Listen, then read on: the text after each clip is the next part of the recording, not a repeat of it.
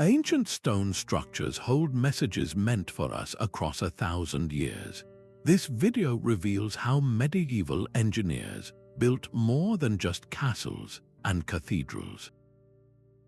They embedded secret codes, cosmic alignments, and prophetic warnings into their silent stone machines. By the end, you will know how to read the hidden language of these monuments, uncovering lost knowledge about survival, harmony, and human ingenuity. We will explore why a cathedral might be a giant calendar and what a gargoyle's grimace was truly meant to convey. What part of the past speaks most clearly to you today? The mason's chisel struck the limestone with a rhythm known only to him, each tap a quiet promise to a future he would never see. In the 12th century, this anonymous craftsman was part of something monumental, a great surge of ambition that transformed the European landscape. It was a time when societies began directing immense resources toward a single, staggering goal: to build in stone what words could not express. This was not merely about constructing shelters. It was about etching faith, power, and a desperate desire for immortality into the very bones of the earth. Historians like Dr. Elena Vance describe these cathedrals and castles as prayers in stone, physical manifestations of a hope to reach beyond a single human lifespan. This ambition was fueled by a unique convergence of forces. A rising feudal economy concentrated wealth into the hands of lords and the church, who competed for glory through architecture. Simultaneously, advances in quarrying and transport, like the widespread use of the wheeled cart and improved harnesses for oxen, made moving massive stone blocks a tangible, if backbreaking, reality. The true guardians of the engineering knowledge that made it all possible were often monastic orders. Within secluded scriptoria, monks meticulously preserved and copied ancient texts on geometry and mechanics, viewing this mathematical precision as the language through which a divine order could be understood and replicated on earth. This union of the spiritual and the practical is brilliantly captured at Chartres Cathedral. Its soaring spires were not just reaching for heaven, they were carefully aligned to act as a giant celestial calendar. At the summer solstice, a specific shaft of sunlight would pierce a stained glass window, striking a particular mark on the floor, a silent stone clock that told the community when to plant and when to harvest. So what does this tell us about the medieval mind? It reveals a worldview where the sacred and the everyday were inseparable, where understanding the cosmos was essential for survival, and where beauty was fundamentally functional. But how did they translate this grand vision from parchment to reality? The answer lies in a revolutionary set of tools. The master mason's compass and square were far more than mere tools. They were extensions of the craftsman's soul.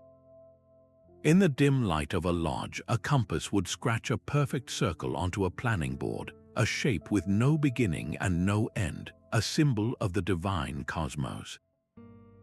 Its partner, the square, ensured every angle was true, a physical manifestation of moral rectitude and earthly stability.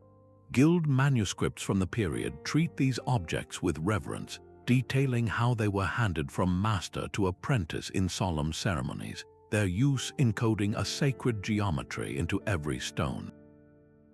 With a compass, a mason could design the complex curves of a ribbed vault, the very bones that allowed a cathedral to soar. The square, meanwhile, was the guardian of the wall, guaranteeing that each block met its neighbor at a perfect 90 degrees, distributing immense weight down to the foundations. Over generations, these instruments evolved from simple wood to finely crafted brass, their increasing precision mirroring the ambitions of the architects who wielded them. This knowledge was not for public display. It was closely guarded within the secretive mason lodges, where the mysteries of proportion and load were treasures to be protected. You can see their legacy in the very heart of Gothic architecture, in the stunning rose windows. Their design often springs from a shape called the vesica piscis, created by the simple overlap of two circles from a compass. This almond-shaped form was not just beautiful, it was believed to be a geometric portal, a frame designed to capture and transform celestial light, flooding the nave with a luminosity that felt both holy and alive. What silent messages about cosmic harmony did these craftsmen lock into the stone?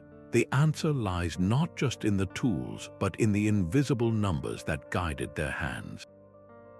These invisible numbers were a silent language whispered from God's own design book.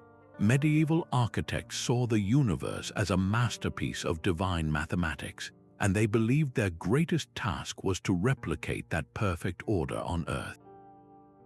At the heart of this philosophy was a principle known as sacred geometry, a system where specific ratios and shapes were considered reflections of cosmic harmony. An architect drawing a floor plan would not simply sketch a rectangle. He would instead construct it using the golden ratio, a proportion found in seashells and flower petals, believing this same ratio governed the beautiful structure of creation itself. This was not mere decoration. It was an attempt to build a space that physically resonated with the rhythm of the heavens, a resonance they felt would elevate the human spirit and please God. Scholars like John James have spent decades measuring the stones of Notre Dame de Paris, uncovering a hidden web of geometric patterns that dictate every dimension. The entire cathedral, from the width of its nave to the height of its spires, is governed by a strict, interlocking system of circles, squares, and triangles. These shapes were derived from foundational mathematical concepts, many of which we still recognize today. The Fibonacci sequence, where each number is the sum of the two before it, creates a spiral that approximates the golden ratio. Builders used this progression to determine pleasing proportions for windows and arches. They also relied on Pythagorean ratios, simple whole number relationships like 2 to 3 or 3 to 4, to ensure that their structures were not only beautiful but also incredibly sound. A wall built with these harmonious proportions distributed weight more efficiently, making the entire building stronger and more durable. This sacred language of shapes extended to powerful symbols embedded in the very layout of structures. The five-pointed pentagram, often hidden in the foundation plans of star-shaped fortresses, was not a symbol of magic but of impregnable defense. Its intersecting lines created a self-bracing form that could better withstand the impact of siege weapons. Similarly, the octagon became the preferred shape for baptisteries across Europe, with its 8 sides representing the 8th day of creation, or the day of resurrection and new beginnings. It transformed a simple pool of water into a geometric portal for spiritual rebirth. Even ancient sites like Stonehenge were reinterpreted through this medieval lens. Monastic scholars believed its massive stones were arranged using these same divine ratios to function as a giant perpetual calendar, their alignments capturing the sun on the solstices. Why would engineers go to such lengths? They were convinced that mathematical perfection was a universal and eternal truth. By encoding these truths into stone, they were sending a message forward through time, a message they hoped future civilizations would understand even if their own language was lost. It was a profound act of faith in reason itself, and these geometric messages were often written in the stars themselves. That single beam of midsummer light, striking a precise carving on a castle floor, was no accident of architecture. It was the culmination of a lifetime of observation, a silent machine of stone built to track the grand cycles of the heavens. For medieval engineers, the sun, moon, and stars were not distant mysteries. They were the fundamental clockwork of existence, and they designed their greatest structures to interact with this cosmic dance. Their reference was not a complex manual, but foundational texts like the Venerable Bede's The Reckoning of Time, which laid out how celestial movements governed everything from planting seasons to the dates of Easter. This knowledge was a matter of survival and faith, and they embedded it into their walls for any future generation who knew how to look. The simplest and most powerful tool for this was the gnomon, a fixed rod or pillar that cast a shadow.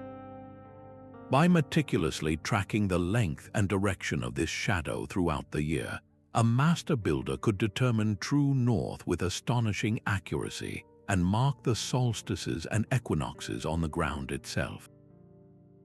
These lines, etched into a cloister's pavement or marked by specific stones, transformed the entire building into a giant sundial, its silent face telling the time of day and the season of the year.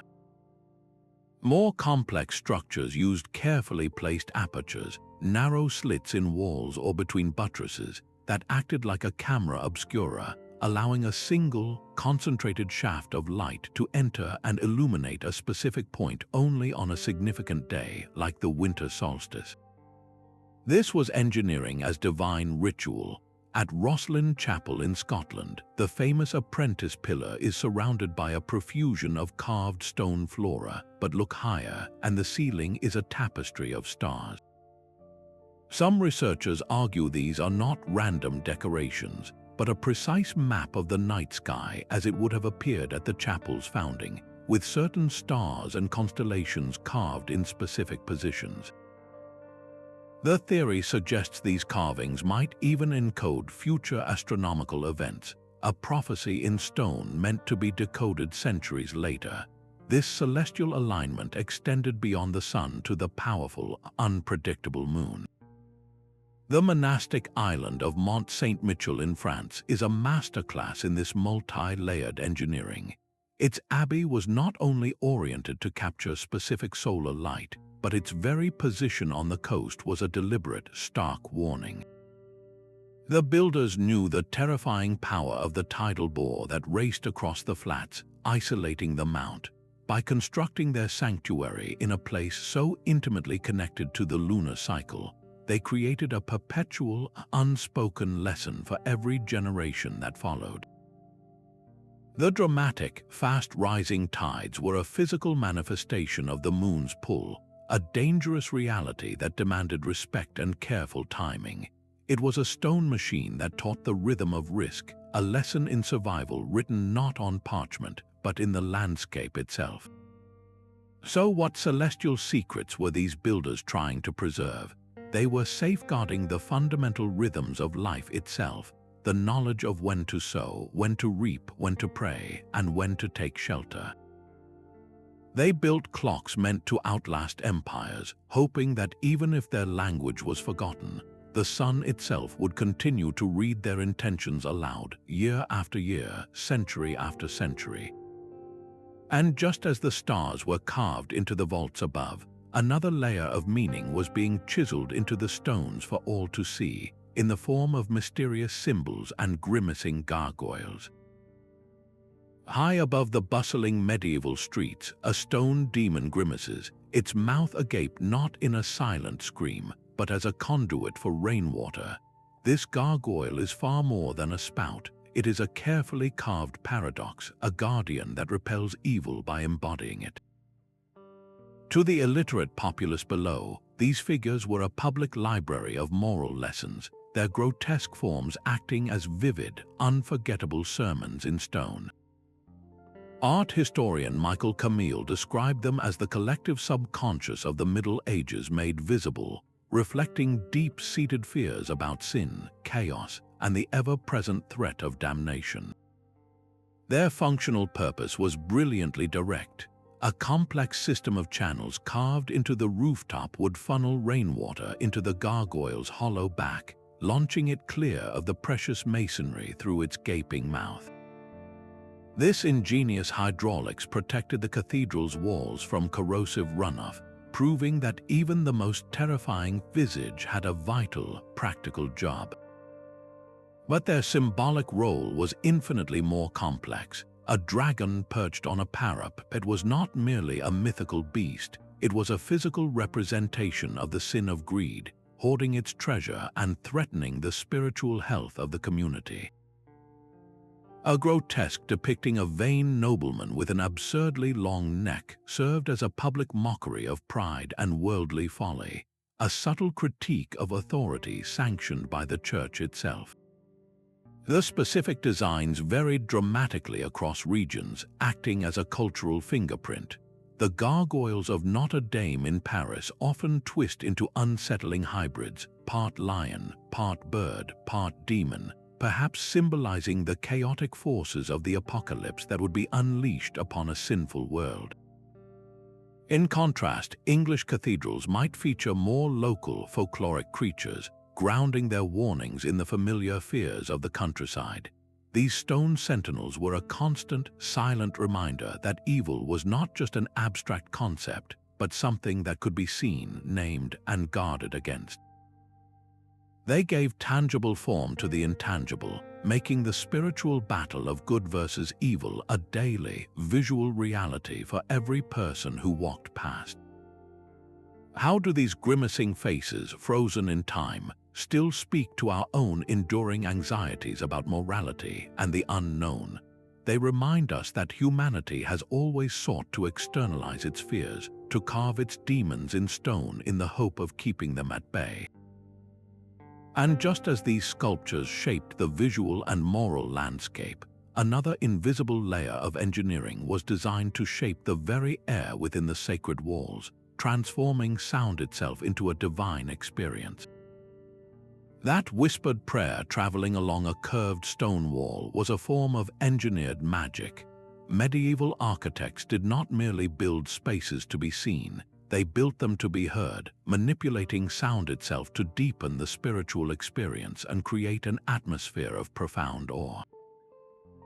This was acoustic engineering centuries before the science of sound was formally understood, a testament to their intuitive grasp of how vibrations interact with stone.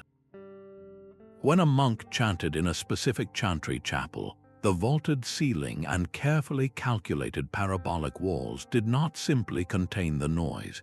They shaped it, focusing the sound waves to create echoes that lingered like a ghostly chorus or directing a whisper with startling clarity to a listener standing dozens of feet away.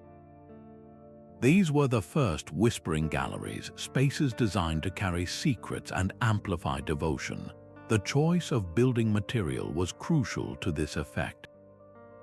Limestone, the bedrock of so many great structures, has a unique crystalline structure that diffuses sound gently, preventing the harsh reverberations you might find in a granite hall, and instead creating a warm, enveloping resonance that makes even a quiet voice feel full and present.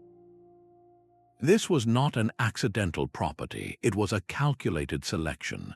At places like the Hal Saflieni Hypogeum, though much older, medieval builders observed and replicated these acoustic principles, carving underground chambers where specific frequencies resonate through the stone, creating drones that seem to emanate from the earth itself.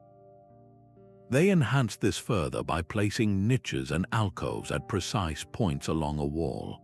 These recesses were not just for statues, they acted as acoustic lenses, catching and redirecting sound waves to create focused auditory pathways. A famous example is found in the ruins of Glastonbury Abbey, where a particular arched corridor is said to have functioned as an echo chamber. A monk chanting at one end would produce a sound that seemed to multiply and persist, as if the stones themselves were repeating the divine message, carrying it not just across the chapel, but seemingly across time to any future visitor who stood in the same spot. What secret messages or prayers were these acoustic spaces built to preserve? They hold auditory codes meant to trigger specific emotional states, from the comfort of a whispered confession to the overwhelming power of a full choir resonating through the nave.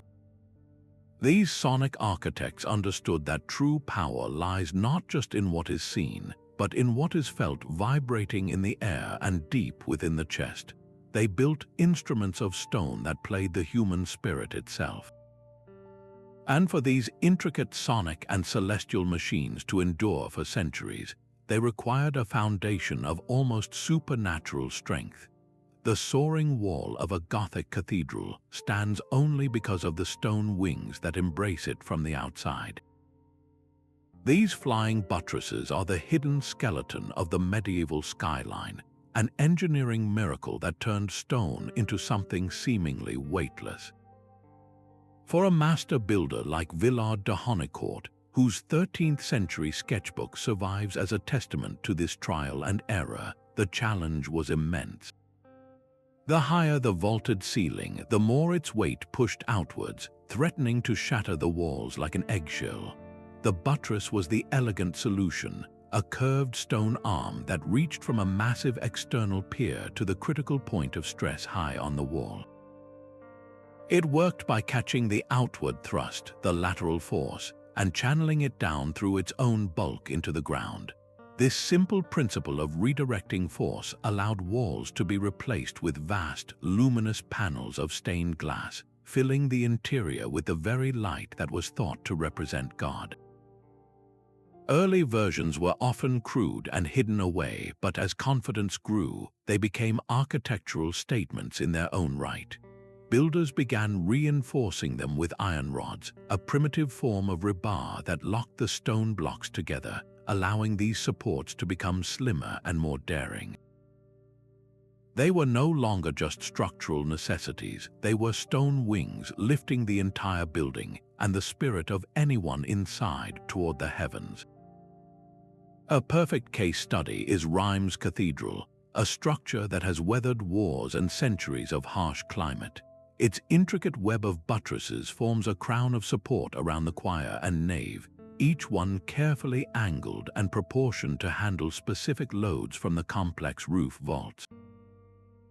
The builders of Rheims were not just constructing for their own time, they were implicitly advising all future engineers on the virtue of structural honesty and resilience. They believed that a building support system should not be hidden but celebrated, a virtue to be passed down as a lesson in durability. Why go to such lengths to make the skeleton visible? It was a declaration that true strength comes from a harmony of forces, a balance that could only be achieved through mathematical truth and honest craftsmanship. And this stone skeleton required a very specific kind of flesh, a material strong enough to bear these immense loads yet soft enough to be shaped by a master's hand. The strength of a flying buttress began not in the design but deep within the earth. A master mason would run his hand over a raw limestone face in the quarry, feeling for the telltale signs of a perfect block. His fingers searched for a fine, consistent grain and a certain ringing hardness when tapped with a hammer, knowing this single choice would determine whether a cathedral stood for centuries or crumbled in a generation. This was the first and most critical step in a silent conversation between human ambition and the natural world. The selection of stone was a profound decision, dictated by a trinity of practical needs.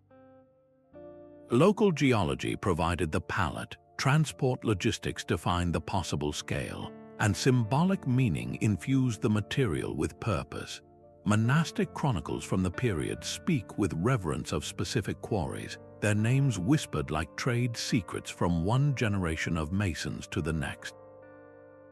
The quarry at Barnack in England, for instance, was famed for its hard, durable limestone, a material so prized it was called Barnack rag, and its use in places like Peterborough and Ely cathedrals was a direct statement of quality and intent. Extraction was a brutal, rhythmic dance with the seasons. Work was concentrated in the warmer months to avoid the frost that could shatter freshly exposed stone. Laborers would first clear the topsoil, then use picks and iron wedges to isolate a block. They would drive these wedges into pre-cut channels and then sometimes pour water over them. As the wood swelled, it created immense pressure, cleanly splitting the stone from the bedrock along its natural fracture lines. The rough block was then shaped or dressed there in the quarry, using axes and chisels to reduce its weight for the arduous journey ahead. Transporting these multi-ton stones was a logistical marvel. For quarries near rivers, engineers built wooden sledges that ran on greased timber tracks pulled by teams of oxen. The most ingenious solution was the use of artificial water channels, diverting streams to float the stones on barges right to the construction site, turning the landscape itself into a conveyor belt. But this was more than just resource management, it was a language. The choice of a specific stone carried deep symbolic weight.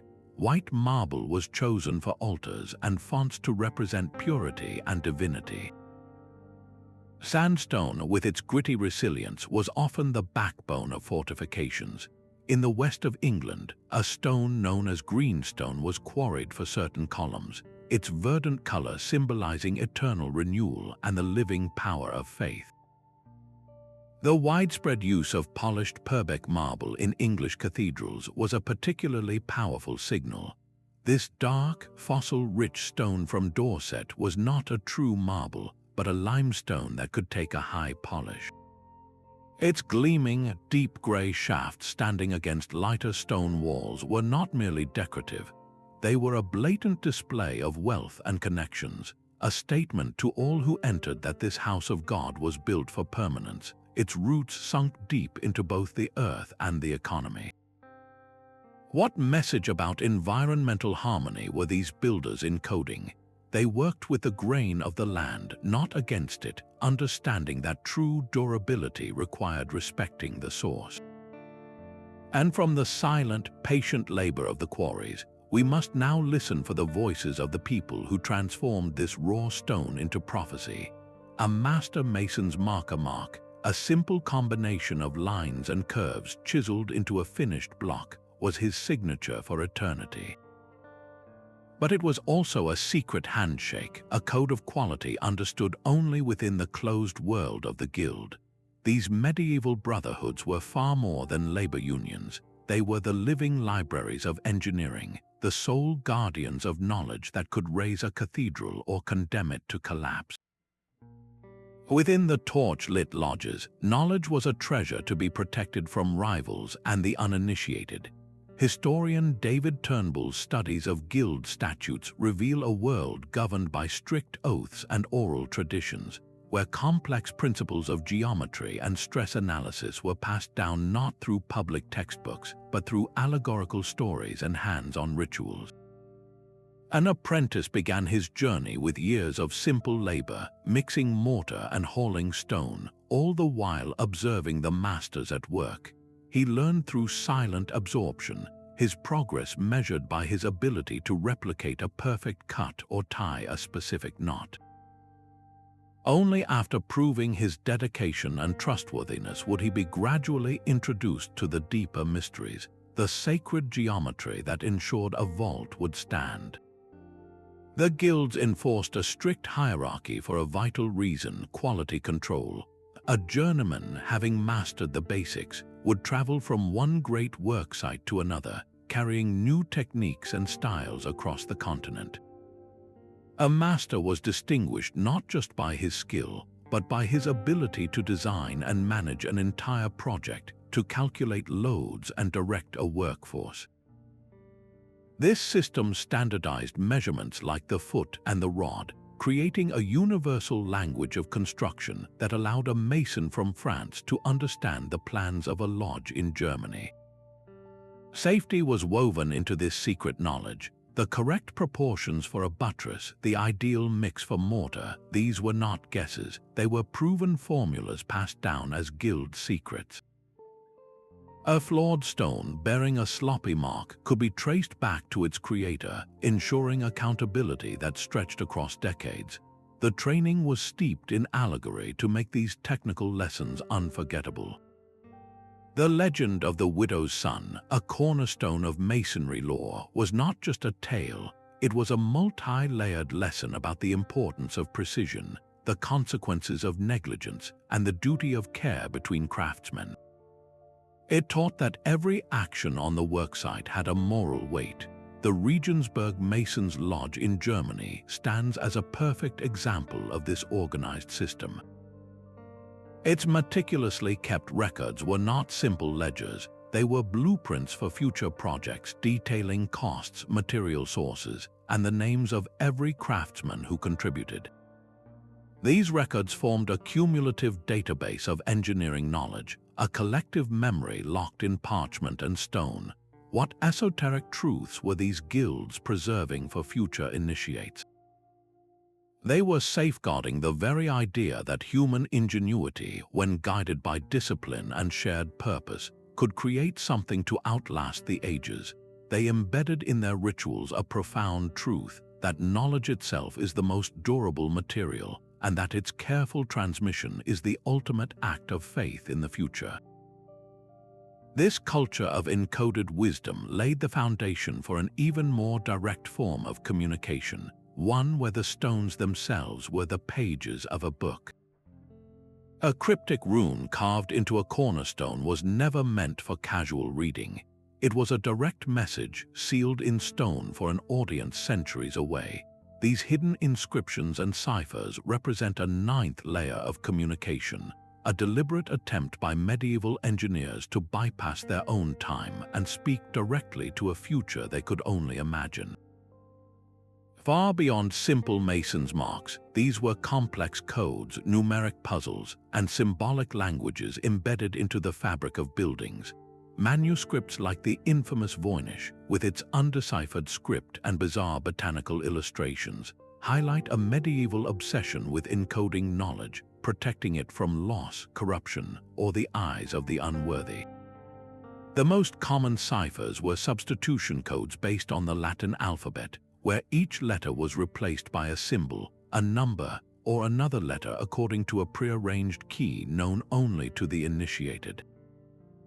At Rosslyn Chapel, the legendary apprentice pillar is surrounded by a riot of stone carvings, but researchers have long been fascinated by a series of geometric patterns and coded symbols etched into the lower sections of the pillars.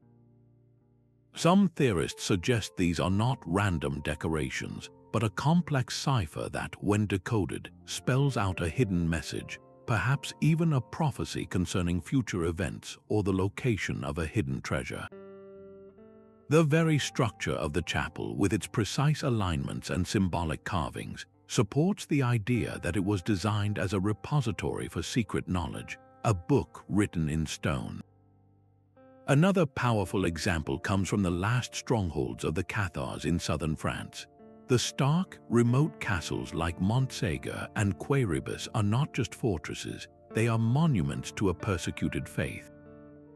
Etched into their stones are faint inscriptions, often near hidden passages or water sources, that some historians believe served as coded warnings or survival guides for the resistance movements that sought shelter there.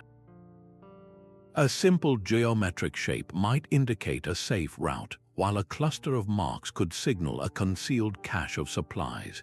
These were not acts of vandalism, they were a silent language of survival, a testament to a community using the only permanent medium they had to protect their people. How do these hidden texts challenge our understanding of medieval literacy and foresight? They reveal a society that was far more nuanced than we often assume, where knowledge was not always public, and where the written word, even in code, was a tool of both preservation and defiance. This practice of embedding messages demonstrates a profound foresight, a conscious effort to ensure that their stories, their warnings, and their wisdom would not be erased by time or tyranny. And just as these silent stones held coded words, the very layouts of entire cities were designed as massive, defensive diagrams meant to be read by those who knew how to look. The soaring keep was a labyrinth of calculated death, and its arrow slits were the first lesson. These narrow, cross-shaped openings were not simply holes in the wall, they were masterclasses in geometry and control. From the outside, an attacker faced a tiny target, barely a sliver of stone, but from within, the archer enjoyed a wide field of fire, protected by the thick walls that funneled his vision and his arrows with deadly precision. Each feature of a castle was a direct response to a historical threat, a permanent record of siege warfare written in stone for any future commander to read. Military historians like John Kenyon trace the evolution of these defenses, showing how a simple wooden palisade evolved into the concentric walls of a fortress like Beaumaris in Wales, where an attacker who breached the first ring would find himself trapped in a killing zone, exposed to fire from an even higher inner wall. This was not just building, it was strategic thinking made physical. The portcullis was a brutal, guillotine-like gate of iron and oak, dropped to seal a breach in seconds. Beyond it often lay the barbican, a deadly funnel of stone that forced enemies into a narrow passage, exposed from all sides. High above, crenellations on the wall-walk provided cover for defenders, who could fire through the gaps, the merlons, then duck behind the solid blocks, the crenels, to reload in safety. Even the path to the gate was a psychological weapon. Gatehouses were often built with staggered doors and twisting approaches, creating optical illusions that disrupted an attacker's charge and made judging distance nearly impossible. The sheer, imposing height of the keep itself was the ultimate symbol of power, a constant visual reminder of the Lord's dominance over the surrounding land. Perhaps no fortress communicated these lessons more clearly than Crackdes Chevaliers. This crusader stronghold in modern-day Syria is a timeless textbook on resilience. Its vast, sloping talus walls deflected siege engine projectiles, while its elaborate outerworks and carefully positioned towers ensured that every inch of the approach could be raked with arrows. Its design was so advanced that it informed military architecture for centuries, its blueprints for survival echoing across Europe. What enduring strategies did these stone fortresses impart? They taught that true security lies in layered defense, in controlling sightlines, and in turning an enemy's strength into a vulnerability. But a castle, for all its martial grandeur, was a living organism, and its most critical vulnerability was often not its walls, but its water supply. A deep, stone-lined well was more than a source of water. It was a direct line to the earth's lifeblood. In the heart of a medieval monastery or fortress, the consistent flow of clean water was not a luxury. It was the absolute determinant between life and death, between resilience and collapse. Engineers approached this challenge with a blend of profound practicality and deep spirituality, viewing water as both a physical necessity and a symbol of divine grace. Their sophisticated networks of wells, cisterns, and aqueducts were silent machines dedicated to purity and survival. They drew inspiration from ancient Roman texts like Frontinus's De Aquis, which detailed the engineering of aqueducts, adapting those principles to a new age. The fundamental principle was gravity. Using carefully calculated slopes, they built stone conduits and clay pipes that channeled water from distant springs or collected rainwater from rooftops, guiding it effortlessly to where it was needed most. Before this water reached a fountain or a kitchen, it often passed through a crucial filtration stage. Layers of sand, gravel, and sometimes even charcoal were packed into settling tanks, a primitive but effective method for removing sediment and impurities, ensuring the water was not just available but safe. This was hydraulic engineering in service of both body and soul. At Canterbury Cathedral, the system was a marvel of foresight. Beyond the public fountains, the engineers constructed massive, hidden underground reservoirs, vast cisterns carved from the bedrock.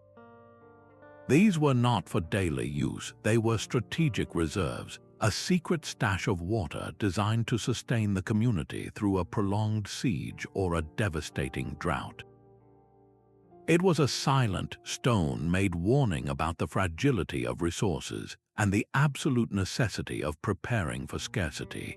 The placement of water sources was often imbued with celestial meaning. Certain holy wells were deliberately aligned so that the light of the sun or moon on a specific saint's day or solstice would illuminate the water's surface. This transformed a simple drink into a ceremonial event, a moment where cosmic harmony and earthly sustenance converged. Perhaps the most beautiful fusion of hydraulics and symbolism is found in the Moorish-inspired gardens of Spain, such as the Generalife in Granada. Here, water was not merely managed, it was choreographed. A complex network of acequias or irrigation channels fed serene pools, bubbling fountains, and narrow rills that traced the edges of courtyards. The gentle, continuous sound of moving water cooled the air and created an atmosphere of tranquil paradise, a direct echo of the Islamic vision of heaven. This was hydraulic engineering as an art form, a sustainable model that created self-sufficient oases of beauty and abundance in an arid landscape, a lesson in living in harmony with a demanding environment. So what were these engineers trying to tell us with their waterworks? They were encoding a timeless message about the sacred duty to protect purity, to plan for scarcity, and to integrate the life-giving power of nature into the very heart of our built world. They understood that to control water was to master the rhythm of life itself, and just as they harnessed the flow of water to sustain the body, they sought to capture the very essence of light to elevate the spirit. That single beam of colored light was a form of divine speech. Medieval glaziers were not just artists, they were engineers of luminosity, collaborating with masons to trap sunlight and transform it into a medium of celestial storytelling. Their stained glass windows were more than decorations, they were illuminated manuscripts for the soul, framed in stone and animated by the sun itself. Scholars like Otto von Simpson saw this as the very heart of Gothic ambition, where light was not a symbol of God. It was treated as a physical manifestation of his presence, a radiant substance meant to guide the faithful toward spiritual enlightenment. The creation of this light began with a dangerous and precise art.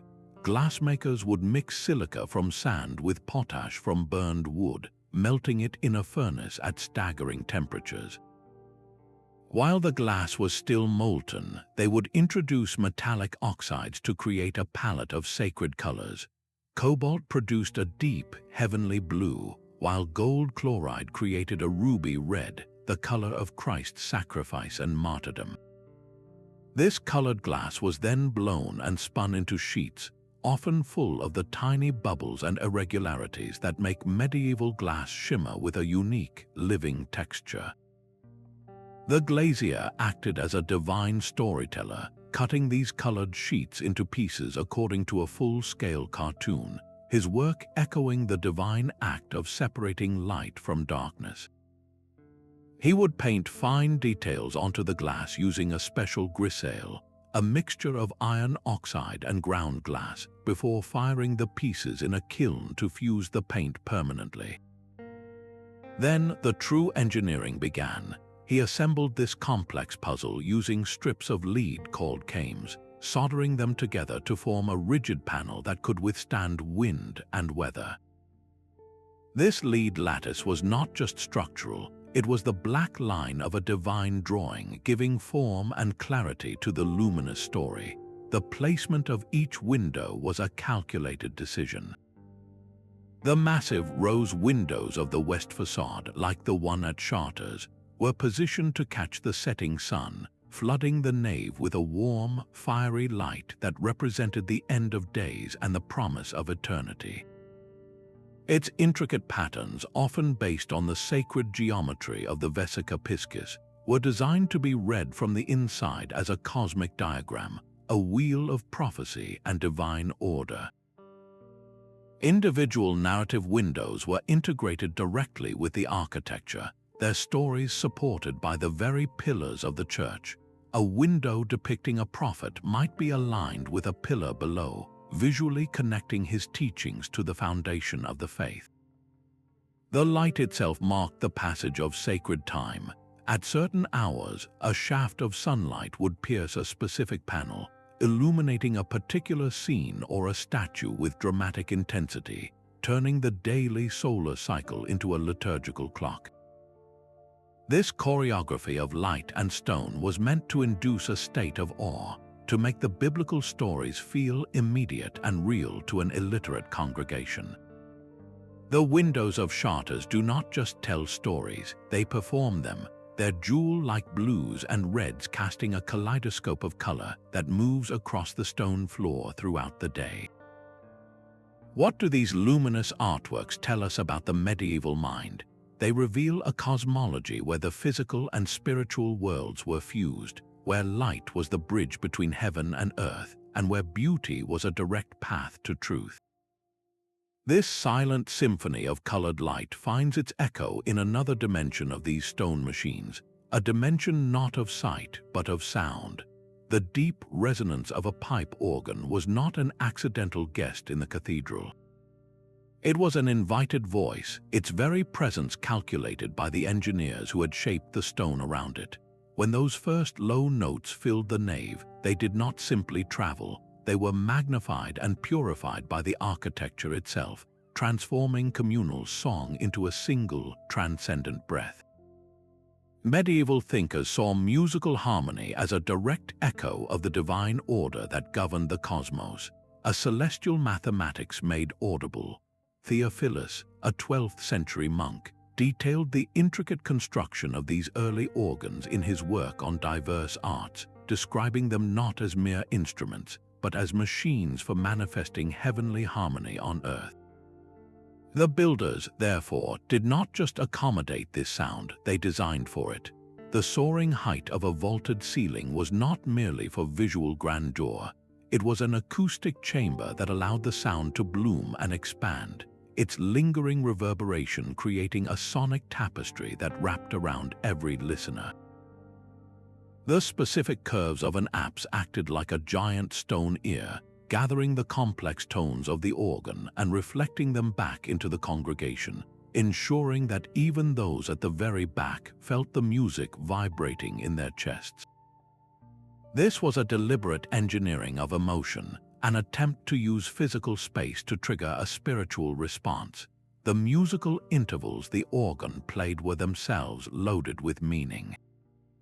The perfect fifth, with its simple ratio of 3:2, was considered a sonic representation of cosmic balance, a harmony so pure it was believed to please God and calm the human soul. The octave, a ratio of 2:1, symbolized the connection between heaven and earth, the material and the spiritual. By building these ratios into both the music and the masonry, the architects created a multi-layered harmony, where the seen and the heard reinforced the same eternal truth. The organ's voice was also a practical signal, its powerful chords marking the canonical hours of prayer or sounding a warning in times of danger, its urgent tones carrying through the stone with an authority that human shouts could never match. Consider the great organ of Winchester Cathedral. Its placement was a masterstroke of acoustic design, positioned to project sound directly down the long axis of the nave. The sound waves would travel unimpeded, reflecting off the hard, polished stone surfaces to create a rich, enveloping atmosphere that could stir awe or fear in 1,000 hearts simultaneously. This was not music for a private concert. It was an environmental force, an instrument for unifying a community through shared auditory experience. What message about collective harmony were these sonic architects trying to convey? They were demonstrating that true power emerges from unity, that individual voices, when guided by a common structure and purpose, can create something far greater than themselves, something that can resonate across centuries. These immersive spaces challenge us to listen not just with our ears, but with our entire being, to the silent geometry that conducts the symphony. The pilgrim's slow, deliberate steps were a prayer in motion. Underfoot, the labyrinth carved into the cathedral floor was not a decoration but a profound spiritual machine, a journey compressed into stone. These intricate circular paths, found in churches from Chartres to Amiens, offered a symbolic pilgrimage for those who could not travel to Jerusalem, a way to undertake a holy quest without ever leaving home. Art historian Hermann Kern describes them as cosmic diagrams, maps of the soul's winding journey toward enlightenment, adapted from ancient Greek and Minoan traditions. Each turn in the circuit, each seeming reversal, was a lesson in patience and faith, teaching that the path to the divine center is never a straight line. Constructing these durable meditation tools required immense skill. Master craftsmen would first lay out the complex design on parchment, using the same sacred geometry that governed the cathedral's windows and vaults. They then transferred the pattern onto the stone floor, inlaying it with strips of dark marble or colored tiles to create a stark, lasting contrast against the pale limestone. The most common form was the unicursal labyrinth, a single, non-branching path that twists and turns back on itself 11 times before finally reaching the central rosette. This design forced the walker to surrender to the journey, to trust that the path, however confusing, would lead to its intended destination. At Chartres Cathedral, the Great Labyrinth is a masterpiece of encoded meaning. Its exact diameter aligns with the west rose window high above, as if the stone path on the floor is an earthly echo of the celestial wheel of heaven. Walking its path was believed to be a form of penance and revelation, a physical act that mirrored the internal struggle of a soul navigating the challenges of life toward divine grace. During times of plague or war, when long-distance travel was impossible, these labyrinths became vital substitutes for pilgrimage, fulfilling a sacred vow with every mindful step taken along its coiled route. What timeless wisdom does this stone path offer about human perseverance? It reminds us that progress is rarely linear, that doubt and confusion are part of the process, and that the true destination is often found not at the end, but within the journey itself. This profound understanding of navigating complexity through faith finds a parallel in the greatest navigational tool of all, the cosmos, and the astronomical instruments the builders carved into the very same structures. That shadow creeping across the carved stone lines was more than a clock. It was a meditation on mortality. High on the sunlit wall of a monastery, a vertical sundial did more than mark the hours for prayer. Its silent, moving finger spoke of a universe governed by divine order and the fleeting nature of human life. Medieval engineers embedded these stone clocks into their structures to regulate the daily rhythm of existence, from the first lords at dawn to the final compline at night, reflecting a worldview where time was not a straight line into the future, but a sacred, repeating cycle. Their work drew deeply from foundational texts like the Venerable Bede's The Reckoning of Time, which provided the mathematical principles for calibrating a sundial to a specific location's latitude. This was not a simple task. A master builder had to perform precise geometric calculations, angling the central gnomon, the shadow-casting rod, to match the tilt of the Earth's axis at that exact spot on the map, ensuring its readings remained true for centuries. They crafted several distinct types of these temporal instruments. The horizontal sundial, often placed in a quiet cloister garden, was the most common, its flat face easy to read as the shadow swept across radiating hour lines. The vertical sundial, fastened to a south-facing church wall, was a public timepiece for the entire community, its face frequently adorned with zodiac symbols that connected the daily time to the annual journey of the sun through the constellations.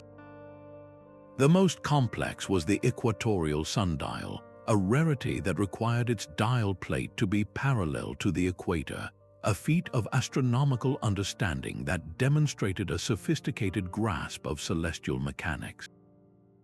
The construction of each was a meticulous process. The mason would first engrave the hour lines, often marking not just the daylight hours but also the canonical periods for prayer. He might then add a motto around the dial's edge, a poignant reminder for all who checked the time. On Saxon sundials in English churches, like the one at Kirkdale, you can still read inscriptions that translate to "the day is passing" or "this is the day," phrases that fuse the practical with the profoundly spiritual, urging mindfulness in every moment.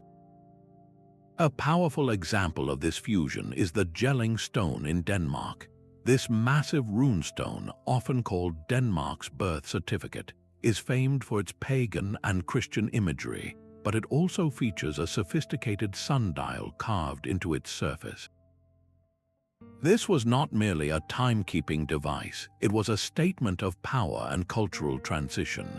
The king who erected it was demonstrating his command over both the spiritual and the natural worlds, using the sun's predictable path to legitimize his rule and guide his people's daily and seasonal activities. The runes surrounding the dial communicated lore and lineage, while the sundial itself provided the temporal structure for that society to function, a permanent stone machine governing both king and commoner. For even more precise solar observations, some structures incorporated meridian lines. A thin beam of sunlight, admitted through a small hole high on a wall, would strike a brass line embedded in the floor at the exact moment of local noon, allowing for the calibration of other clocks and the accurate determination of the solstices. Why would a society pour such effort into building clocks meant to outlive their own civilization?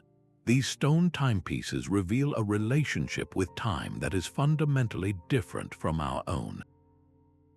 They saw time as a shared, cosmic rhythm to be observed and honored, not a personal commodity to be spent and saved. By investing in these perpetual machines, they were sending a message about what they valued, an ordered existence in harmony with the heavens, and a stark, beautiful reminder that our hours are numbered. This constant, silent awareness of time's passage naturally turns our thoughts to the monuments built for what comes after, to the funerary architecture that was designed to address eternity itself. The cold marble knight rests not in sleep but in a state of perpetual communication. His stone eyes stare upward, his hands clasped in prayer, his armor carved with a fidelity meant to outlast flesh and bone.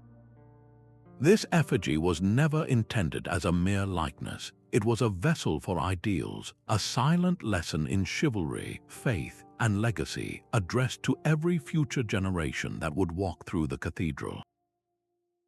Medieval tombs were profound communicative artifacts, engineered to encode and transmit specific beliefs about death, honor, and the afterlife through the languages of sculpture and inscription. Art historian Erwin Panofsky meticulously traced how tomb iconography evolved from simple slabs into elaborate narratives, populated with symbolic objects that spoke a universal visual language. A dog lying at the knight's feet was not a pet, but an emblem of loyalty and fidelity that would follow its master beyond the grave. A book held in the hands of a lady signaled her piety and wisdom, while a lion, often seen crushed under a knight's feet, represented the triumph of good over evil or the subjugation of sin. The choice of material itself was a message. Alabaster, with its soft, translucent quality, was prized for its ability to be polished to a pearly, ethereal glow, suggesting the purity of the soul.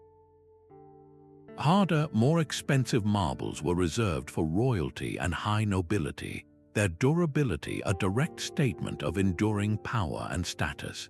The placement of these tombs within the church was a deliberate map of the social and spiritual hierarchy. The holiest ground closest to the altar was reserved for saints and high-ranking clergy.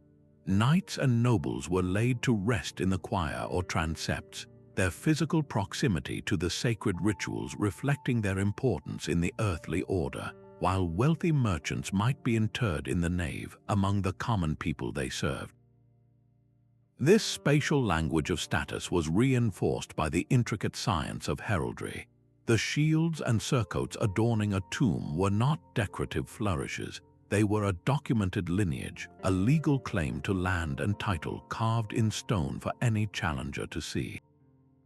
The colors, animals, and patterns on a coat of arms followed strict rules of blazonry, creating a code that could be read by any educated visitor, declaring a family's history and alliances for centuries. The epitaph inscribed along the tomb's edge served as a final moral exhortation. These were not simple records of birth and death, but carefully composed texts meant to shape the behavior of the living. They urged prayers for the soul of the departed and offered reflections on the fleeting nature of worldly glory, reminding all who read them of their own mortality. A perfect embodiment of this multi-layered communication is the tomb of Edward the Black Prince in Canterbury Cathedral. His effigy, cast in bronze, shows him in full battle armor, a powerful image of martial valor. Yet hanging above the tomb is a replica of his funeral achievements, his helmet, shield, and gauntlets, not just as trophies, but as a deliberate, inspiring display for future generations. The imagery surrounding him tells a story of both military might and deep Christian piety, a balanced portrait of the ideal medieval prince designed to motivate those who came after him to emulate his virtues. What do these silent stone sentinels tell us about the medieval mind? They reveal a culture deeply preoccupied with memory and the bridge between this world and the next. They believed that a legacy could be consciously constructed, that stone could be made to speak of honor, faith, and social order long after the individual voice had fallen silent. These eternal messages for the dead were built by and for the living communities that gathered around them. The quiet rhythm of a monk's footsteps in a cloister walkway was a form of silent prayer echoed by the stones themselves. These monastic layouts were far more than collections of buildings. They were three-dimensional blueprints for a harmonious life, meticulously engineered to shape human behavior and spirit. Every path, every wall, and every garden was a deliberate instruction in discipline and contemplation, designed to create a self-sufficient world that mirrored the order of heaven. The most powerful example of this is the cloister garden, the very heart of the monastery. Enclosed by covered walkways, this square courtyard was a physical representation of the universe in microcosm.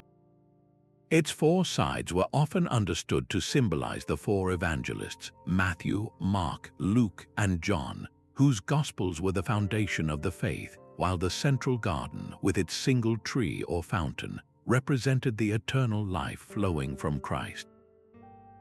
Walking its perimeter was not a casual stroll, it was a meditative circuit, a way to physically internalize spiritual stability. This geometric order extended to the entire complex. The church itself was almost always laid out in a cross shape, its long nave forming the vertical axis and the transepts the horizontal arms.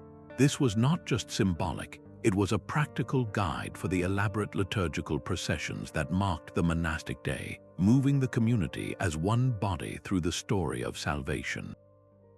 The alignment of buildings was a lesson in functional hierarchy. The church stood as the spiritual and physical anchor.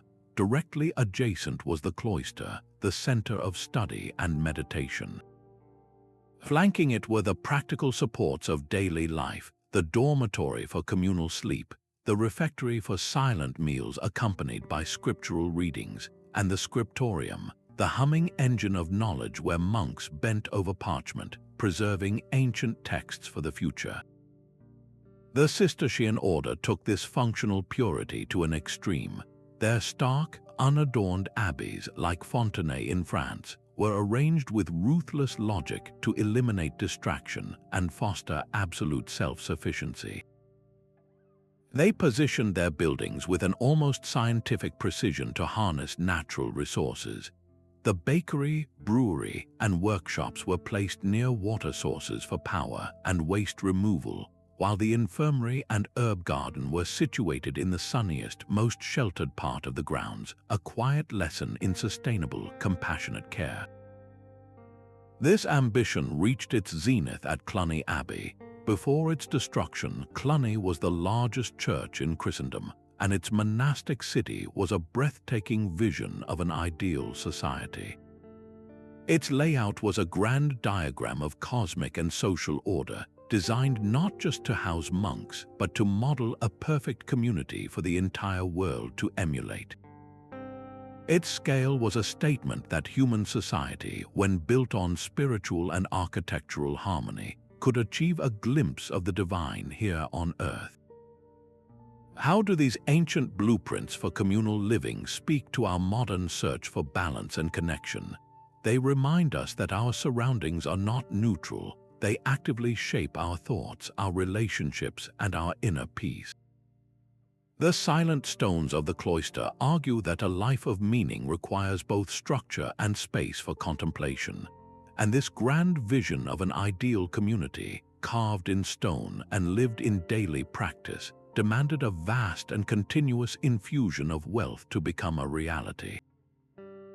A single coin dropped into the collection box was a stone in the spiritual fortress.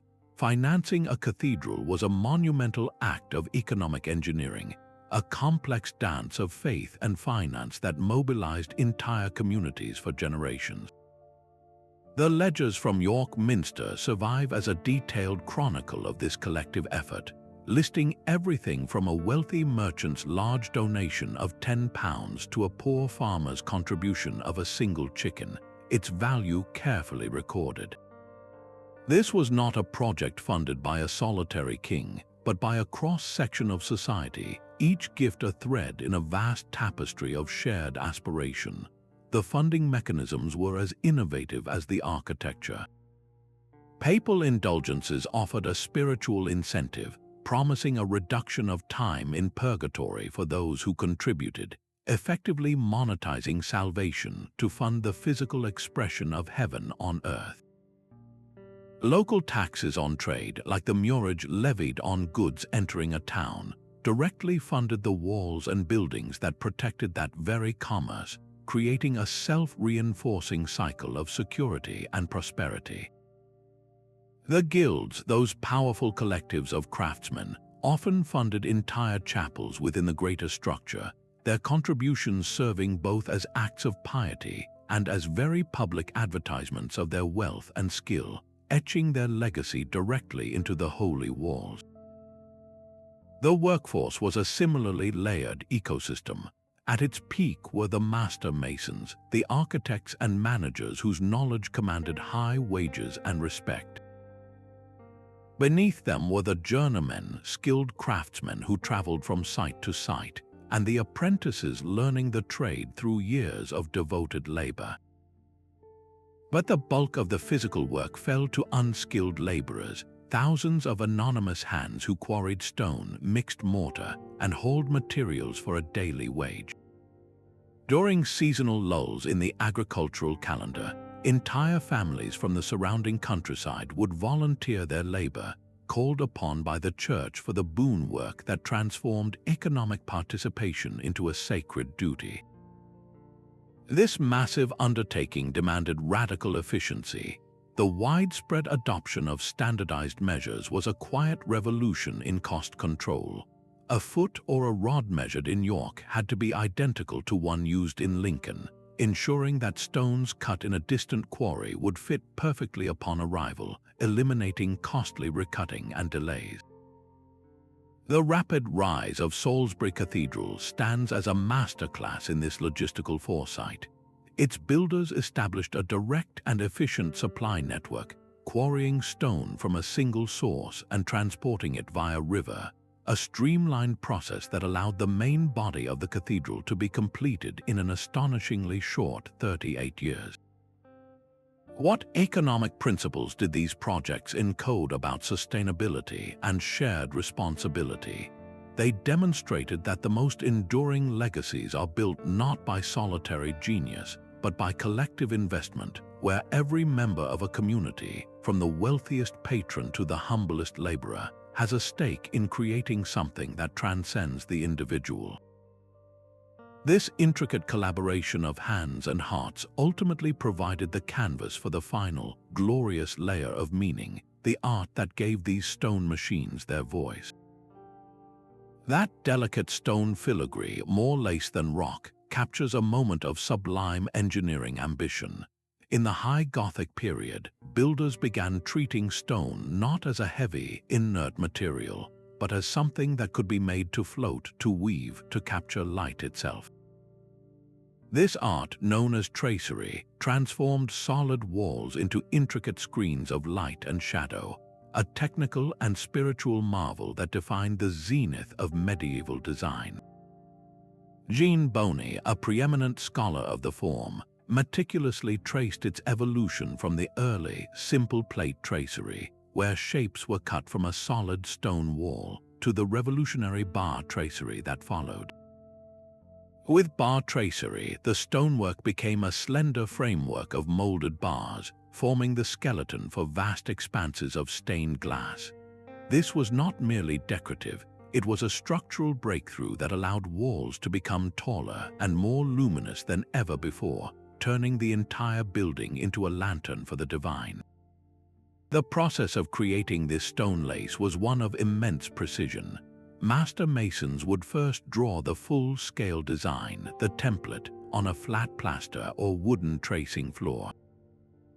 Using this life-sized blueprint, stonecutters would then carve each individual segment, each curving mullion and delicate foils, ensuring every joint was perfectly square so the entire assembly would lock together without mortar. The true genius lay in the balance, ensuring the ornate patterns did not compromise the window's strength against wind and weather, a dance of aesthetics and physics carved in limestone. These patterns were a silent language of symbols. The quatrefoil, a four-lobed shape, was ubiquitous. It could represent the four elements of the physical world: earth, air, fire, and water, or the four evangelists whose gospels anchored the faith: Matthew, Mark, Luke, and John, a constant visual reminder of the connection between the natural world and spiritual truth. Floral motifs like the vine and the rose were equally potent. Carved stone leaves and flowers climbing the interior walls were not just imitations of nature, they were deliberate invocations of the Garden of Eden, a restored paradise brought to life within the sacred space. Nowhere is this narrative power more breathtaking than on the west front of Exeter Cathedral. Its great window is a sprawling tapestry of stone, each panel of tracery forming a frame for a piece of a larger story, a visual epic of creation and redemption meant to be read and contemplated for centuries. The tracery itself guides the eye upward, from earthly scenes toward heavenly realms, its intricate complexity mirroring the profound and beautiful order medieval thinkers believed God had woven into the universe. How do these fragile-looking details communicate the deepest values of their creators? They assert that true craftsmanship is an act of devotion, that the pursuit of beauty is a path to transcendence, and that even the hardest stone can be made to express the most delicate truths.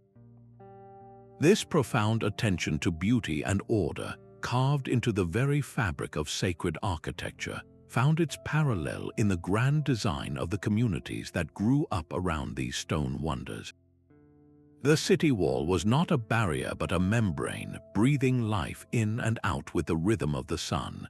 At dawn, its heavy gates swung open to admit farmers from the countryside and merchants from distant lands, while at dusk they sealed shut, transforming the entire settlement into a single, unified fortress.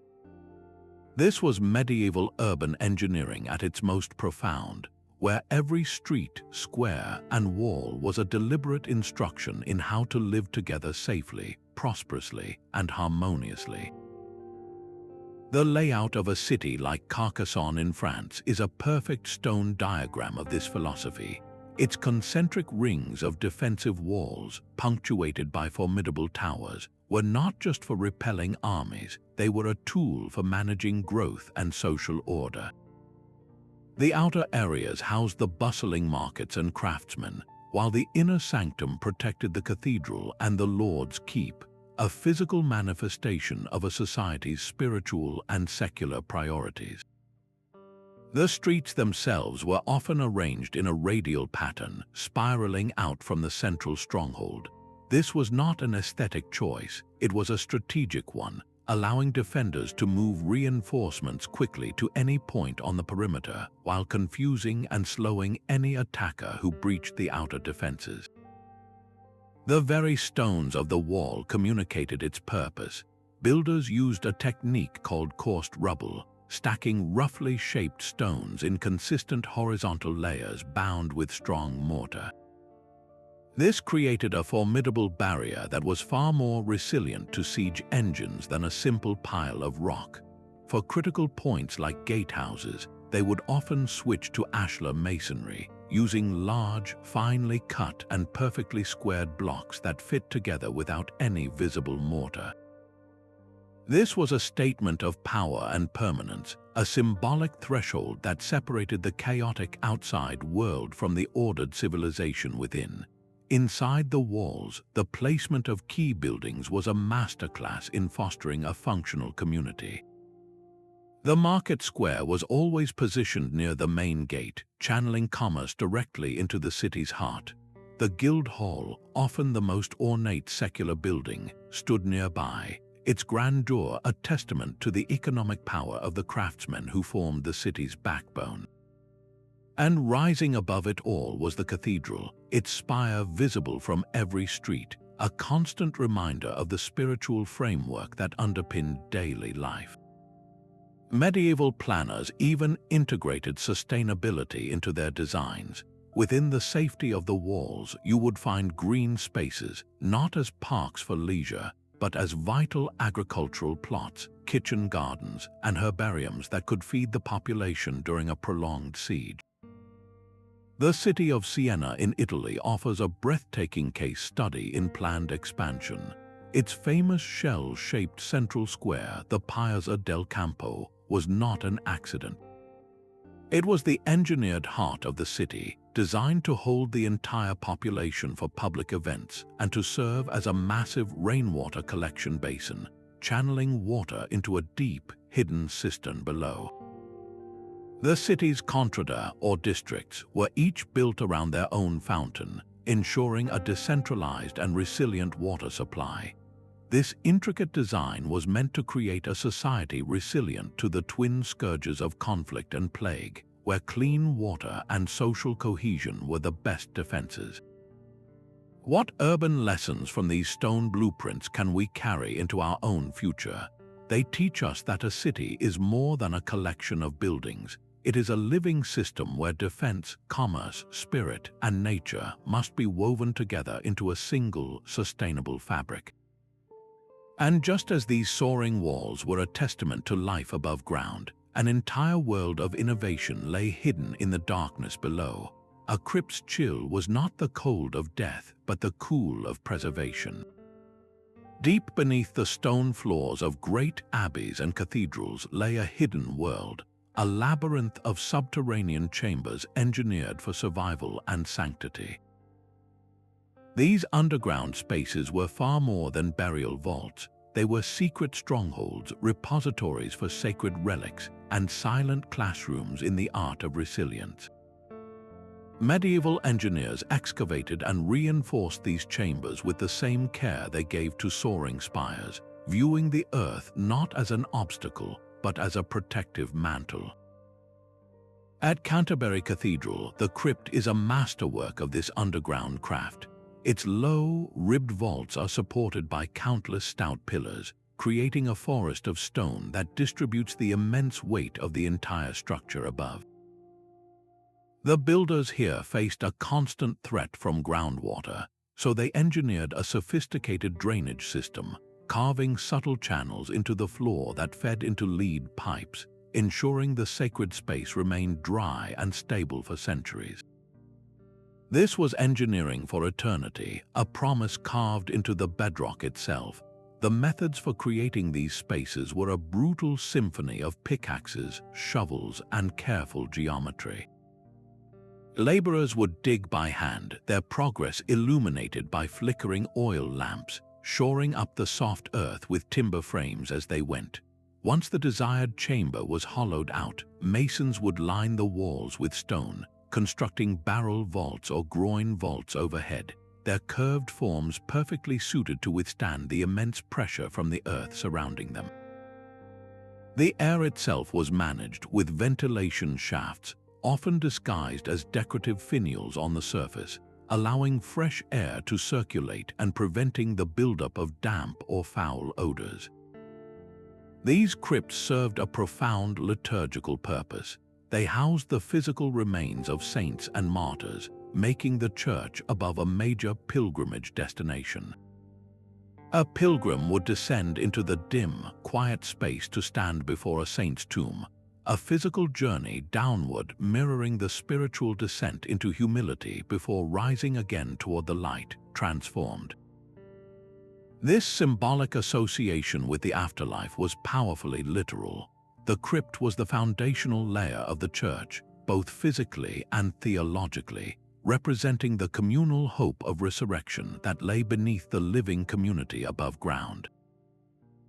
But the practical uses of these underground networks extended far beyond the spiritual. Beneath Edinburgh Castle, a warren of tunnels and chambers was hewn from the volcanic rock. These were not crypts, but strategic passages that allowed defenders to move troops and supplies in secret, to access hidden water sources during a siege, and to launch surprise counterattacks. The knowledge of this labyrinth was a closely guarded secret, a tactical map for future defenders literally set in stone. It communicated a stark lesson that true strength often lies in what remains unseen and unknown to your enemy. In times of invasion, many monastic crypts doubled as emergency refuges, where holy relics, precious manuscripts, and even the monks themselves could be hidden from raiders. Some of these spaces functioned as deliberate time capsules.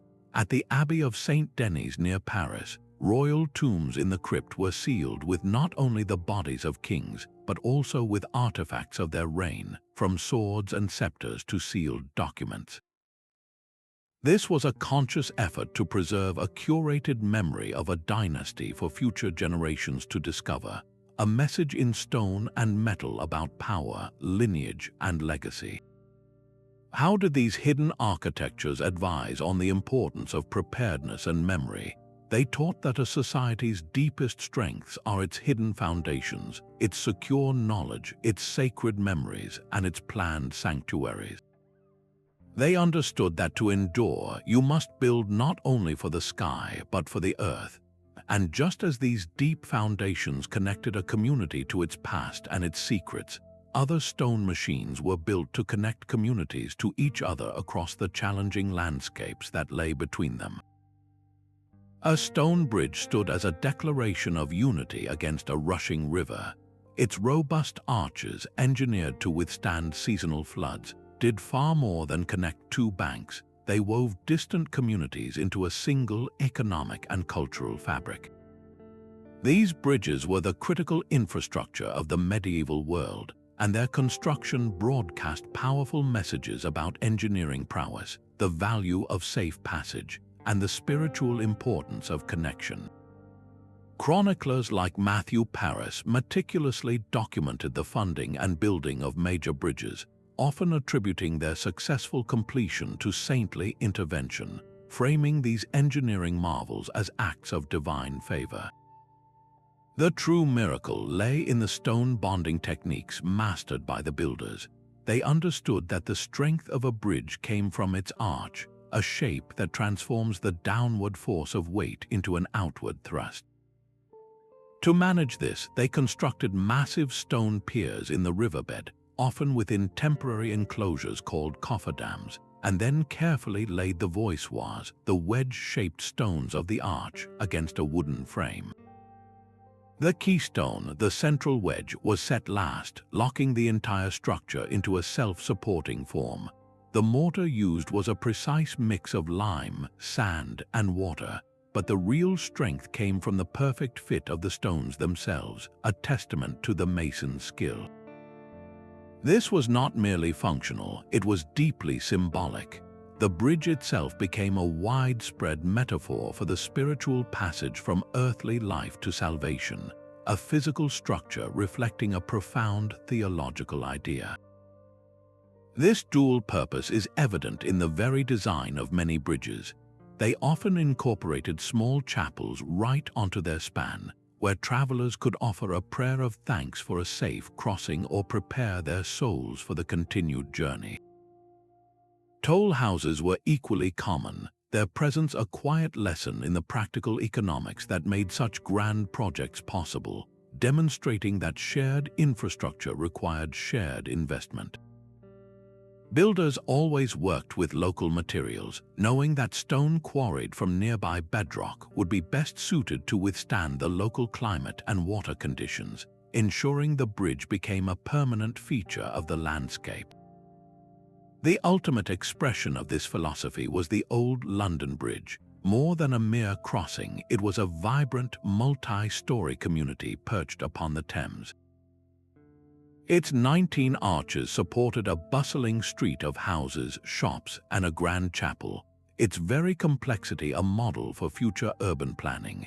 The bridge was a living ecosystem, a stone artery that pumped commercial lifeblood into the heart of the city, while standing as a resilient testament to collective ambition. What do these enduring stone links tell us about the medieval vision of the world? They reveal a society that understood its strength lay in its connections, in building pathways that allowed goods, ideas, and people to flow freely, transforming isolated settlements into a networked civilization. A griffin's stone claws gripped the capital of a cloister column, its eagle head turned in a perpetual stare. This impossible creature was a deliberate puzzle, a fusion of the king of beasts and the king of birds, meant to embody the dual nature of Christ, both divine and earthly. Medieval stone carvers did not invent these beings from nothing. They were translating the pages of illuminated bestiaries into a public language of stone. Books like the Aberdeen Bestiary served as their encyclopedic guides, blending observed natural history with profound theological allegory, turning the entire animal kingdom into a mirror for the human soul.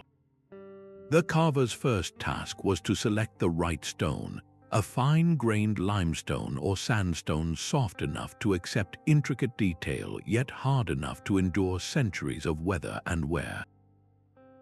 With a mallet and a set of chisels, he would rough out the basic form, then use finer tools to etch the griffin's layered feathers and the powerful muscles of its lion body, each stroke informed by the bestiary's description of the creature as a guardian of divine power and a punisher of the wicked. This was more than decoration, it was a form of storytelling that made complex moral concepts visible and unforgettable for a largely illiterate populace. Common motifs formed a shared symbolic vocabulary. A dragon coiled around a column was not a simple monster. It was a physical representation of the sin of greed, its hoarding nature a danger to the community's spiritual health. In stark contrast, the phoenix, carved with wings outstretched in flames, was a universal emblem of resurrection and hope, its cyclical death and rebirth echoing the central promise of Christian salvation. The placement of these carvings was a masterclass in targeted communication. On the portals of a great church where every pilgrim would pass, you might find a fearsome beast staring down, a visceral warning against entering the sacred space with a sinful heart. Inside, the narrative continued. The misericords, those clever folding seats in the choir stalls of Worcester Cathedral, reveal a more intimate and often witty form of critique. Carved on their undersides, hidden from the view of the congregation but perfectly positioned for the clergy, are scenes of monkeys dressed as bishops or foxes preaching to geese. These subversive images used beast lore to mock human vanity, hypocrisy, and foolishness, offering a timeless, ethical nudge to those in power. How do these stone stories use fantasy to convey truths about human nature? They demonstrate that we have always understood ourselves best through metaphor, using the imagined creature to explore the very real terrain of our virtues and our vices. This entire symbolic menagerie, however, was often arranged according to a hidden mathematical order. The number 7 resonated through the chapel's design, a silent frequency of divine perfection.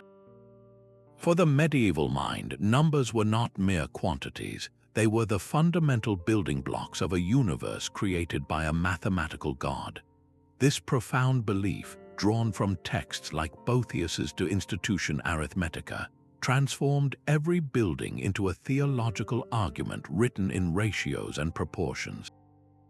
The architect's compass and rule were not just measuring tools, they were instruments for translating cosmic order into stone. The number 3, representing the Holy Trinity, was everywhere, from the triple division of a nave into arcade, triforium, and clerestory, to the 3 portals of a cathedral's west front. The number 12, for the 12 apostles, often dictated the number of pillars in a chapter house or the bays in a choir, physically surrounding the community with the foundation of the faith. This was engineering as sacred cipher. The octagon became the shape of rebirth, its 8 sides symbolizing the 8th day of creation, the day of resurrection and new beginnings, which is why baptisteries across Europe, like the one in Florence, are overwhelmingly 8-sided. The number 40, representing a period of testing or purification as seen in the 40 days of the flood or Christ's 40 days in the wilderness, was sometimes encoded into the dimensions of a monastery's outer wall or the height of a fortress keep, a silent lesson in spiritual endurance for those within. These numerical codes were woven into the very patterns underfoot. A labyrinth might have 11 circuits, a number associated with sin and transgression, before reaching the 12th, holy center, mapping the soul's journey from imperfection to grace. Inscriptions on tombs or foundation stones sometimes used gematria, where letters held numerical values. The name of a patron or a saint could be converted into a number, which was then hidden in the measurement of a window or the count of decorative carvings, creating a deeply personal, hidden signature within the divine matrix. The cathedrals of the Holy Roman Empire, like Cologne, stand as masterpieces of this numerical propaganda. Their overwhelming scale was not just an act of devotion, it was a political statement. The precise ratios governing their spires, often based on the golden ratio, were intended to reflect the harmony and divine right of the earthly empire, mirroring the perfection of the heavenly kingdom. They used number sequences to create a hierarchy of space that visually asserted the authority of the church and state, a code of power meant to be felt intuitively by every visitor. What cosmic truths did these engineers encrypt in their silent arithmetic? They believed that by building with these sacred numbers, they were aligning human creation with the eternal, creating structures that were not just physically sound but spiritually resonant across time. This intricate language of numbers provided the abstract blueprint for survival in a world of very real physical challenges. A castle's thick stone walls were a natural form of climate control. In an age before mechanical heating and cooling, medieval engineers mastered the art of passive temperature regulation, designing structures that worked in deep harmony with their local environment. This was not a matter of comfort alone, it was a fundamental strategy for survival and durability, an implicit lesson in sustainability carved directly into the landscape. They understood and utilized the thermal mass of stone, its ability to absorb heat during the day and slowly release it throughout the cool night, creating a stable, temperate interior. This principle guided every decision, from the initial siting of a building to the final placement of a window. Historical studies of regional architectures reveal a clear pattern of adaptation. In the sun-drenched lands of the Mediterranean, for instance, keeps and monasteries were often painted white to reflect intense solar radiation, while their layouts were compact, with small windows and interior courtyards designed to create pockets of cool, shaded air. Conversely, in the colder, cloudier climates of northern Europe, great halls were oriented to capture the low-angled winter sun, their large windows where they existed, strategically placed to maximize solar gain during the short days. Builders employed ingenious techniques to manage the sun's path. Deeply recessed windows and substantial stone overhangs above south-facing openings provided welcome shade during the hot summer months when the sun was high in the sky, yet allowed the lower winter sun to penetrate deep into the room and warm the stone floors. The selection of stone itself was a critical part of this environmental equation. Dense, heavy materials like granite and basalt have a very high thermal capacity, making them ideal for regions with extreme temperature swings between day and night. A fortress built from such stone would remain mercifully cool during a scorching afternoon and then radiate stored warmth long into the chilly desert or mountain evening. This sophisticated understanding of climate-responsive design sometimes drew inspiration from ancient precedents. The breathtaking cliff-side dwellings of Cappadocia, carved from soft volcanic rock, served as a powerful medieval analog for temperature regulation. These subterranean cities took the principle of thermal mass to its logical extreme, using the earth itself as an insulator, maintaining a constant, comfortable temperature year-round regardless of the harsh conditions on the surface. Similarly, in arid regions, the architects of desert forts incorporated wind-catching towers, or malkafs, into their stone structures. These tall, cleverly oriented shafts would capture the prevailing winds from high above the ground and funnel the cooler air down into the living quarters, creating a natural ventilation system that refreshed the entire building. How do these climate-responsive designs encode warnings about environmental stewardship? They are a silent, stone-made argument for working with the natural world, not against it. They advise that true resilience comes from understanding and adapting to local conditions, that resources are finite, and that the most elegant solutions are often those that harness the free and perpetual cycles of nature.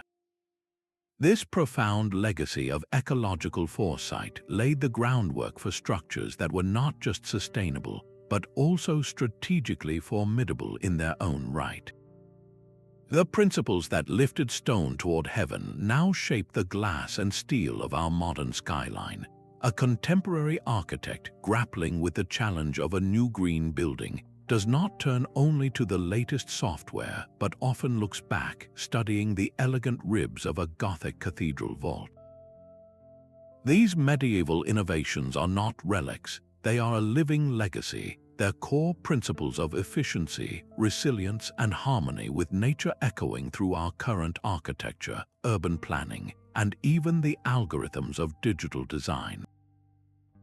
Architectural historian Kenneth Frampton has long argued for this connection, highlighting how medieval mastery of local materials and passive environmental control directly prefigures today's sustainable design movements.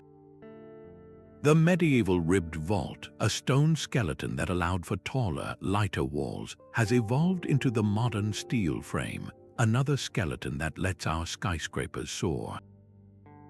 The symbolic use of celestial light through stained glass finds its parallel in the modern philosophy of biophilic design, which seeks to reconnect occupants with nature through strategic use of natural light and ventilation. We are witnessing a powerful revival of stone itself, not as a quaint historical nod, but as a genuinely sustainable material. Its immense thermal mass, which kept castles cool in summer and warm in winter, is now valued for its ability to reduce energy consumption in modern buildings, a return to the passive climate control medieval engineers perfected. The sacred geometry that dictated every proportion of a cathedral, the precise ratios of circles and squares, now forms the invisible foundation of computer-aided design software. The algorithms that generate complex, efficient structures are, in essence, automating the same mathematical principles a master mason once scratched onto his tracing floor. Perhaps the most critical inheritance lies in the realm of safety. The flying buttress was a brilliant solution to the problem of lateral force, the outward thrust from a heavy roof. The same fundamental understanding of how to manage and redirect forceful pressure now informs the design of earthquake-resistant structures. The lessons learned from those stone wings, bracing walls against immense weight, directly guide engineers as they design buildings to flex and sway without collapsing during a seismic event. So what is the ultimate lesson these ancient engineers hold for us? They demonstrate that creating a true legacy is not about fashion or fleeting trends. It is about solving fundamental human problems with wisdom, beauty, and a profound respect for the materials and forces of the natural world. They built for permanence by building in conversation with the earth, a dialogue we are only now relearning. These silent stone machines have spoken to us across 1,000 years, their language one of celestial alignment, hidden ciphers, and profound foresight. We have journeyed through the geometric prayers of cathedrals and the strategic warnings of fortresses, uncovering a world where every carved gargoyle and precisely placed arch was a deliberate attempt to converse with us, the future. This was not mere construction, it was a grand act of communication, a testament to the enduring human quest to share wisdom, faith, and resilience across the vast expanse of time. The lessons encoded in this stone are not relics, they are vital instructions for our own fast-paced world. They teach us about building in harmony with nature, about the strength found in community, and about the timeless value of planning for a future we will never see. Let the quiet wisdom of these monuments inspire you to look more closely at the legacy we are building today, whether in stone, in code, or in the spirit of our communities. What ancient message carved into these structures resonates most deeply with you? Share your thoughts in the comments below and subscribe to continue exploring history's most captivating hidden dialogues. Remember, the stones may be silent, but their stories echo through the ages, inviting all of us to listen, to learn, and to build with the same enduring